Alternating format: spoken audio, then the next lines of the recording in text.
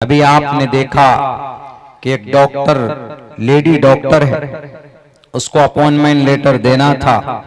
हमारे बिहार के सीएम साहब ने उनके चेहरे से उनके नकाब को हटाने की कोशिश की। अब उनकी गलती कहिए या उनकी दिमागी तवाजुन की बिगड़ने की सूरत में एक अमल, बैरकैफ वो जाने, ऊपर वाले जाने। मगर अब इस पर मरहम दवाई लगाने के लिए मीडिया वाले मैदान में आते हैं और वो यूं कहते हैं, क्या हुआ, बुजुर्ग हस्ती थी, बड़े बुजुर्ग थे, और फिर बेटी को अगर बराबरी का दर्जा देना है तो उनको, बेटी को जब बराबरी उनके चेहरे से जब तक नकाब नहीं हटाएंगे तो बेटी मर्द के बराबर कैसे खड़ी होगी। ये उनकी वजाहत बिल्कुल गलत है, उनकी सोच घटिया है, उनकी सोच बिल्कुल छोटी।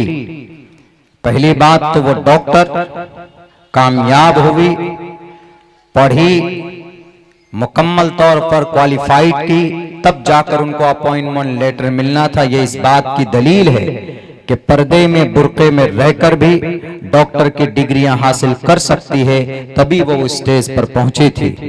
तो इससे साफ पता चलता है कि अगर कोई समाज के अंदर ये सोचता है कि अगर औरत बुर्के के बगैर, पर्दे के बगैर बराबरी नहीं कर सकती, हम बराबरी की बात नहीं कहते, हम तो कभी कभी ये मानते हैं, कभी कभी ये कहते हैं, सिर्फ विलायत, सिर्फ नबूवत को छोड़कर औरत क्या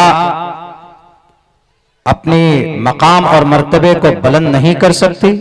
कर सकती है। ऐसी ऐसी मुफस्सिरा, मुहद्दिसा पैदा हुई हैं इस धरती के ऊपर, जिन्होंने ऐसे ऐसे महापुरुष और देवताओं की सरपरस्ती की है कि जिन पर एक आम पढ़ा लिखा मर्द नहीं कर सकता। श्री रामचंद्र जी इतने महान बने, उनके पीछे उनकी मां की तरबियत थी। श्री रामचंद्र जी की अम्मा मोहतरमा कौशल्या, कई सुमित्रा, कौशल्या के कोख से पैदा हो गई। सुमित्रा, कई तीनों माओं ने परवरिश की उनकी। मां औरत अगर ढंग की हो, उनकी सोच सही हो, तो एक ढंग का मर्द अपने समाज के अंदर पैदा कर सकता है। और यही बात कही गई है वेदों के अंदर भी। एक बात कान खोलकर उन लोगों को समझ लेना चाहिए जो लोग ये कहते हैं कि मजहब इस्लाम में अगर औरतें पर्दा करती है तो वह आगे तरक्की नहीं कर सकती। बिल्कुल गलत सोच। अगर औरतों का हक किसी ने मारा है तो मोहम्मद रसूलुल्लाह ने या उनकी लाई हुई शरीयत ने नहीं मारा। अगर औरत को, उनकी जिंदगी को बिल्कुल शैतानों जैसी जिंदगी अगर किसी ने बनाया है तो आज की तारीख के अंदर वो कौम जिंदा है। यहूदियों से पूछ लीजिए कि यहूदी औरत को नापाक समझते हैं, क्रिश्चियन के अंदर वो औरत पाक और पवित्र मानी जाती है जो अपने मजहब की तबलीग के लिए अपनी जिंदगी कुर्बान कर देती। आप चले जाएं यहाँ पर, चाइना की धरती पर जाइए, कन्फ्यूशनिज्म के अंदर औरत को ऐश की चीज समझा जाता है कि औरत एक चीज है, औरत एक आइटम है। अल्लाह के नबी अलैहिस्सलाम ने कहा कि औरत आइटम नहीं है, बल्कि इस धरती का सबसे महत्वपूर्ण और सबसे कीमती असासा कोई है तो वह औरत है। खैरु मताई दुनिया अल मरअतु सालिहा। तो ये वो चीजें हैं जो मजहब इस्लाम में पाई जाती।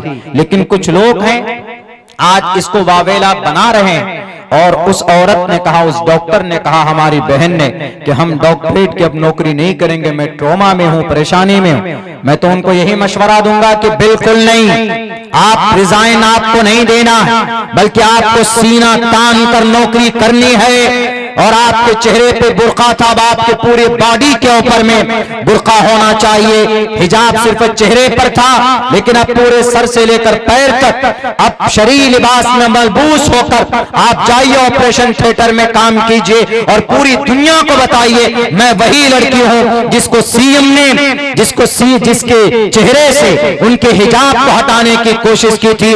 दुनिया तू मान, मैं पर्दे में रहकर भी कामयाबी के मनाजिल तय कर सकती हो। आपको नौकरी करना है, छोड़ना नहीं है। औरत अपने मर्यादे में रहकर बहुत सारी काम कर सकती है, इसमें कोई शक नहीं है। लेकिन ऐसा बना दिया गया कि मजहब इस्लाम के अंदर औरत तो एक गुड़िया है, औरत को तो आगे बढ़ने ही नहीं देते। अरे औरत मजहब इस्लाम में इतनी ताकतवर है कि एक मर्तबा हजरत खालिद बिन वलीद रजी अल्लाह ताला अन्हु मैदान कारजार में घिर गए। चारों तरफ से कुफ्फारों ने घेरा, मुशरिकीन ने घेर लिया।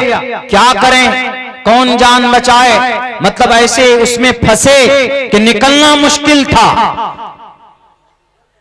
एक घुड़सवार नकाबपोश पहुंचता है उनके पास और कुछ ही देर में मैदान क्लियर करता है और फिर उनका हाथ हजरत खालिद बिन वलीद रजी अल्लाह ताला अन्हु देख लेते हैं। देखकर कहते हैं कि तुम पहचाने मुझे, मैं कौन? उन्होंने कहा कि नहीं, कोई औरत, कोई खातून दिख रही हो। उन्होंने कहा कि मैं तुम्हारी खाला हूं, खौलाद, हजरत खौला रजी अल्लाह ताला अन्हा। ये औरत होती। ऐसा नहीं कि इस्लाम के अंदर औरत मजबूत नहीं होती, कामयाब नहीं होती। आज ऐसा बना दिया गया, सोशल मीडिया आपका है तो आप इसका गलत इस्तेमाल करते हैं। गलत है तो गलत है। चीफ मिनिस्टर हो कि कोई भी हो, कोई भी किसी औरत को उसकी मर्जी के बगैर उसके मुंह से पर्दा कैसे हटा सकता? परमिशन नहीं। उन्होंने ये गलती की तो उनको माफी मांगना चाहिए। अगर गलती नहीं की, वो समझते हैं अगर गलती नहीं हुई है तो फिर वो उनकी दिमागी इलाज कराए कि अगर वो गलती नहीं है, वो बेटी है और हमारे समाज की धरोहर, कोई भी बेटी हो, मर्द मुस्लिम की बेटी हो कि हिंदू की बेटी हो, सबका सम्मान है। वेदों के अंदर भी बात कही गई है कि अधे पश्येते मो परी संतराम पादको हर माते कौशल पकोए माओ। चेहरा तो दूर की बात, तुम अपने पैरों को जाहिर मत करना, पैरों को। कुरान में क्या कहा गया? वला तबर्रजन तबर्रुजल जाहिलियतिल ऊला। वेद में भी है कि अधे पश्यस्ते मोपरी संतराम पादको हर माते कौशल पको। ए माए, अपनी निगाहें अपने चेहरे को मत खोलना, अपनी पिंडली तुम्हारी नजर नहीं आनी चाहिए। अरे अगर वो बेटी गई थी ढककर तो गोया वो ऋग्वेद पर भी अमल कर रही थी, वेद पर भी ये बात कही गई। हमारे हिंदू भाइयों, आप भी चाहते हैं कि आपका ईश्वर आपसे राजी हो तो आप अपने ग्रंथ का अपने बच्चों को उसकी तालीम दीजिए। लेकिन कुछ नेता लोग हमारे ग्रंथ को हमसे दूर करना चाहते हैं। मदरसों को सोचते हैं कि रजिस्ट्रेशन के नाम पर बंद कर देंगे, जिहादी तालीम के उन्वान पर आरोप लगाकर डरा देंगे, धमका देंगे, तो ये कभी होने वाला नहीं है। मुल्क हिंदुस्तान के अंदर इन्हीं मदरसे वालों ने इस देश को आजाद किया है। अगर ऐसा कोई राक्षस और ऐसी कोई गंदी सोच का आदमी किसी गद्दी पर बैठा है तो हमारा मुल्क हिंदुस्तान का संविधान ऐसे लोगों को, उनको गद्दी से उतारना भी यहाँ की आवाम जानती है। और भारत के संविधान में ऐसे ऐसे क्रिमिनल और ऐसे मुतासिब और ऐसे नैरो माइंडेड लोगों को गद्दी पर बैठने की कोई जरूरत नहीं। क्यों? क्योंकि गीता के अंदर एक बात बहुत अच्छी कही गई है कि राजा तो धर्मस्य तो इस्यात परजानाम चोपकारका। अगर तू राजा है तो तुम्हारा धर्म यह है सबसे पहला कि तुम अपने प्रजा को खुश करो। राज्यम धर्मेण यो भारतास्य राज्यनाथ यज्ञ स्मृता जान नरपति प्रजा दुखदाता। जो राजा अपने हाथ से, मिस्टर नीतीश कुमार राजा हैं, जान नरपति प्रजा दुखदाता।